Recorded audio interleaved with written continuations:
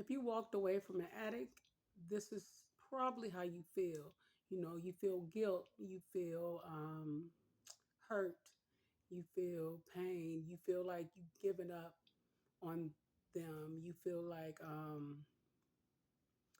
their life is going to be way worse, or being that you're not there to help them. You feel that they're not going to eat, they're not going to have anything to drink, they're not going to have anywhere to go. You feel, just overall, just like a lot of guilt, a lot of pain, like, oh my goodness, I let this person that I love down. But that's how you feel in the beginning, when you walk away from a person that is an addict, and that is the way you feel at that particular moment. But I will say that it gets better. It gets better because of the simple very fact is, those thoughts and everything like that would fade. They will fade. I mean, then you'll start realizing that, guess what? You've been out there live, they're going to find ways to eat. They're going to find ways to have a place to go. They're going to find ways to, take care of their needs. They're going to find other ways. And it's not your responsibility to endure an addict that don't want to get help and don't want to change. So, but I will tell you, like, if they value you, right? Or if, they won't continue to get help from you, then they have to do something to help themselves. And start going to church, or go to rehab, get some help, go to meetings. It's some things that they can do to show you, but it can't be right away to give them straight help. You have to see consistency.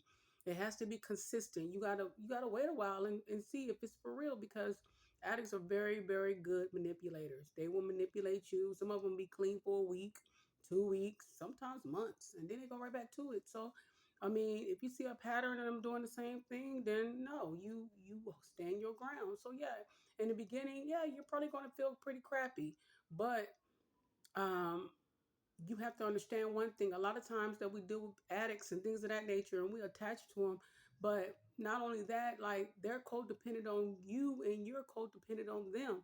I know that seems strange, right? But it is so true in a lot of cases. You don't want them to be out there. You don't want to give up on them. But reality, if you really think about it, you just don't want to be by yourself. Or you just, maybe it's not a person who you are romantically involved with. Or maybe you just think that, okay, well, my loved one or whatever, I don't want them to be in the streets, or, or not have anything to eat. Listen, it is not your job to protect a person that is broken and that has fallen. Sometimes God put people in those positions so therefore they can find their way back to Him.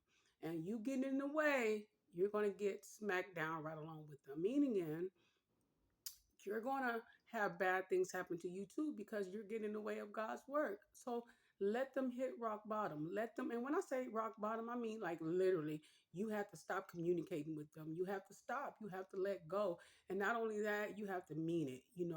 Set boundaries. Don't come over my home, or it's over in this relationship. Um, do not give any leeway, and make them believe that they could just do a little bit, and then, you'll come running back. No, it's you have to have consistency, and you have to stand your ground. Yes, like I said, you're going to feel crappy in the beginning. That is the way you're going to feel, when you walk away from an addict. You're going to feel crappy. But over time, you'll feel good. You'll feel great. You'll feel strong. You'll feel, oh my goodness, you'll start seeing the light. Like, goodness, what was I thinking?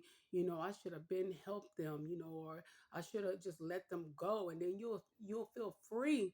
A lot of times we get caught up with addicts, and we get so consumed in their addiction and their nonsense and things of that nature. We get consumed in their lives, and worrying ourselves to death about their safety, about their well-being.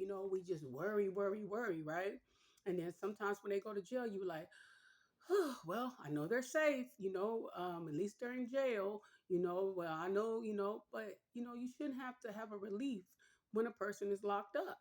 So I'm just saying, in the beginning it's going to be crappy, but at the end, you're going to feel very, very good. You're going to feel so free. It's going to be amazing. You just got to hang in there. Hang in there. Stop getting taken advantage of.